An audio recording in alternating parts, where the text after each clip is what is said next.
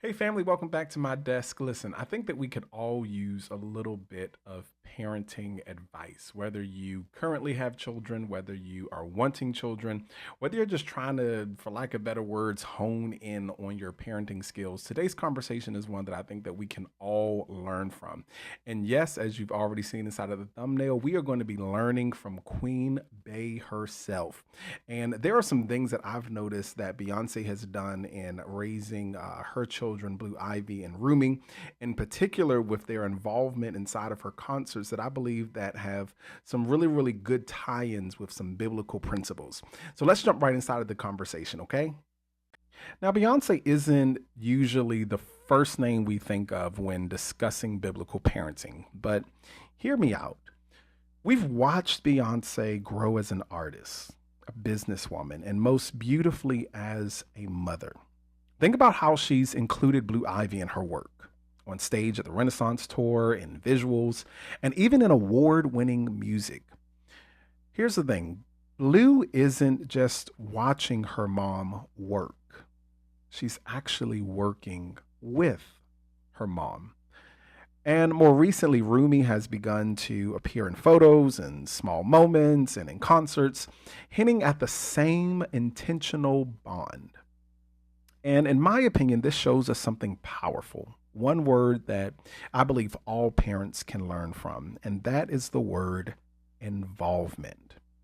See, Beyonce isn't shielding her daughters from her world. No, she's guiding them through it hand in hand. So here's a couple of biblical tips that we can learn from Beyonce in parenting, and hopefully, like I said, it'll give us a little bit of clarity and wisdom and also encouragement for those of us who are raising children or even intend to raise children inside of the future. Tip number one: involve your children in what matters to you. The book of Deuteronomy, the sixth chapter, verses 6 and 7 says, "These commandments that I give you today are to be on your hearts.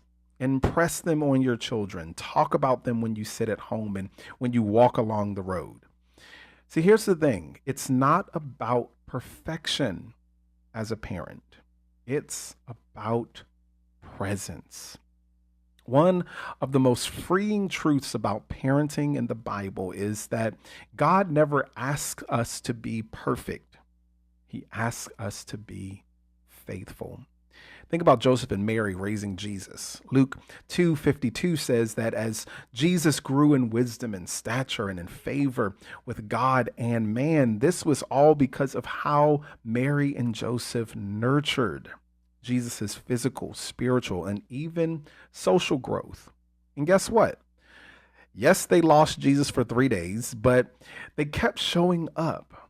And your role as a parent isn't to be flawless, it's to be consistent.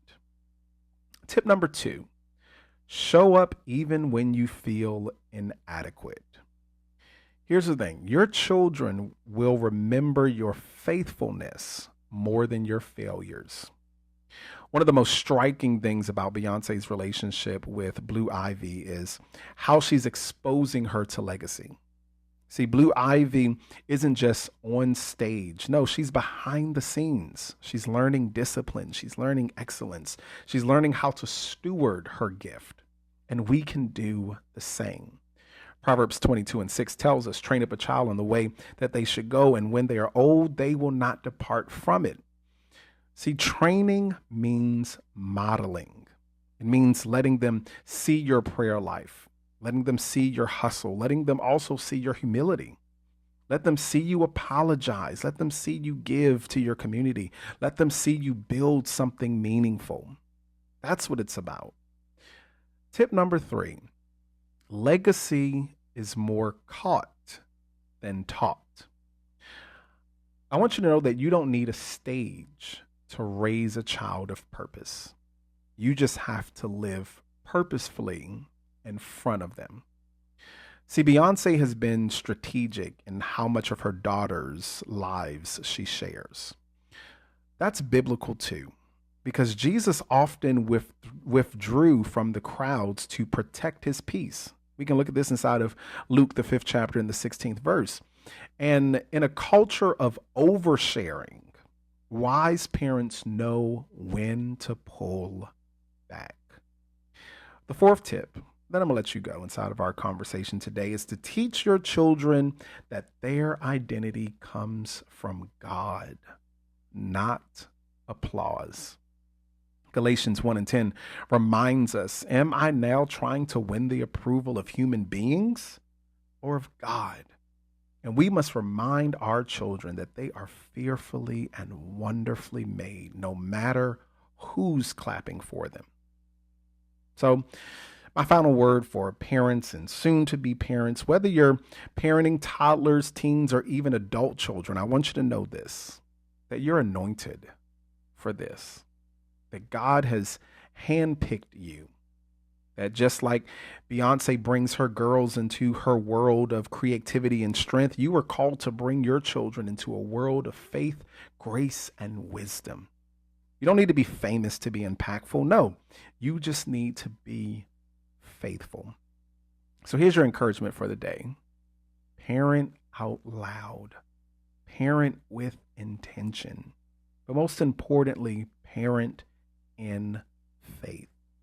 Your kids are watching, but more important than that, they're learning. And I want you to know that you are not alone.